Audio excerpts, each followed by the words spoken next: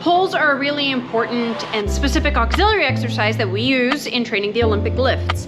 They can help us build positional strength, they can help athletes understand how to accelerate through the lift, and in the case of a panda pull, it's going to teach us how to change direction. It's a really awesome type of pull, but it gets done wrong a lot, and it gets taught incorrectly a lot. So today we're going to talk about what a panda pull is and what it works on, who should do it, because that's really important, the biggest faults I see in executing it, and how to teach it correctly from the ground up and integrate it into programming.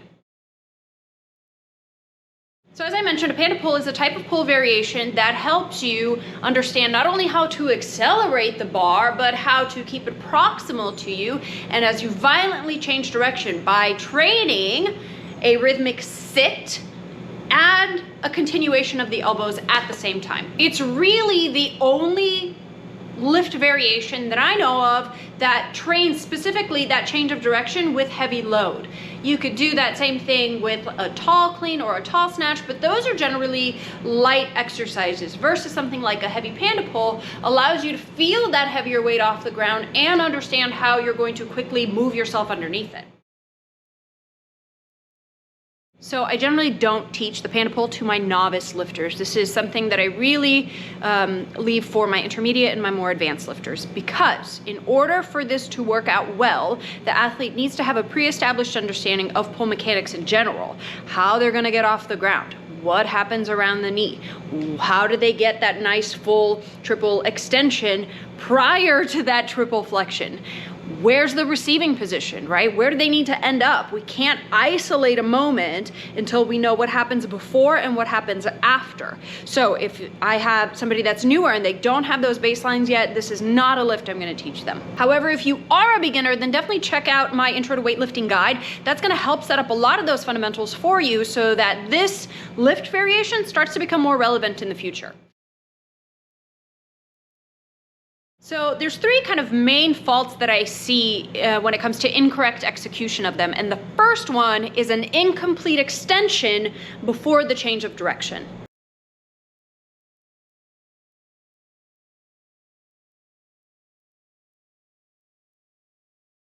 Again, what should happen is we should see a complete and violent extension of the hips, knees, and ankles prior to the start of that triple flexion, which is hips, knees, ankles flexing so that you can start to move under the bar. If that first baseline isn't there, then maybe something like a pull with pause and extension is a better alternative.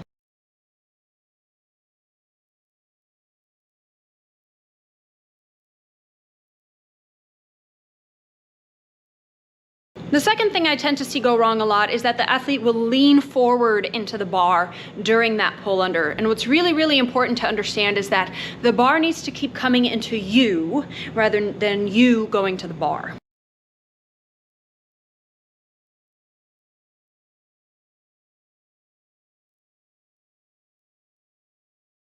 And then the third thing that I see happen incorrectly is probably the most common, which is mistiming of that triple flexion. And that usually shows up in either the hips or the ankles, where the heels won't drop at the right time or the hips don't fully flex or hinge in order to allow the athlete to sit.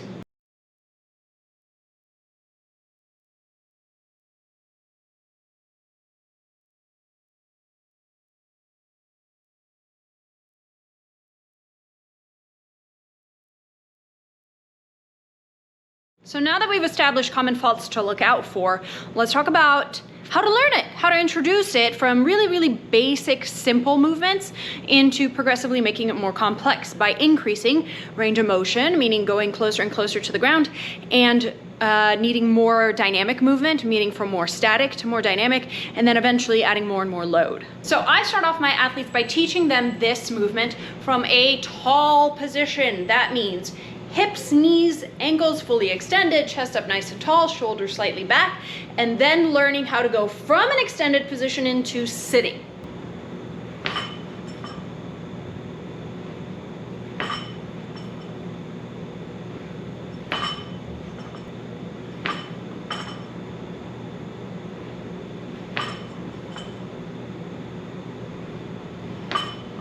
So with that, I want you to notice a couple things. One, as the elbows shrug up and back, I am simultaneously sitting. That means my heels drop, my knees bend, my hips flex, and then once I finish that, I stand up with the bar. Right now, I'm doing it super slow and controlled because I just want to get the right positions, which is chest up, elbows up and back, bringing the bar to me, heels hit the ground, hips flex, sitting tall. Okay, now you'll notice I'm already starting to allude to this. There is this particular 1-2 rhythm, which is initial heel drop, stand and reset.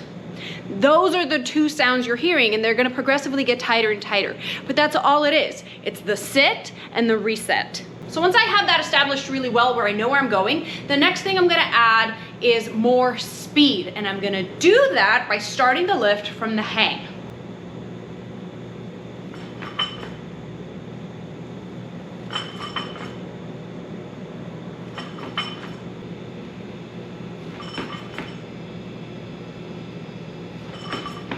So a lot of times I'll see athletes when they transition from the tall version into the hang version want to hold this extension at the top, and that completely defeats the purpose of this lift, right? The idea is to teach you how to extend through that moment and move into the pull under violently. There should be no pause in this extension, right? We're only addressing that at the beginning, learning it from a tall position so that you can get good bar awareness, an understanding of timing and rhythm, and then we have to pass through that. And then the last version of this is obviously going to be from the floor, and it's cool to start with just a bar and then gradually add load. Same deal with these other two variations. Add a little bit of load from the hang, add a little bit of load from lower in the hang, and then eventually go from the ground, adding more and more weight as you go.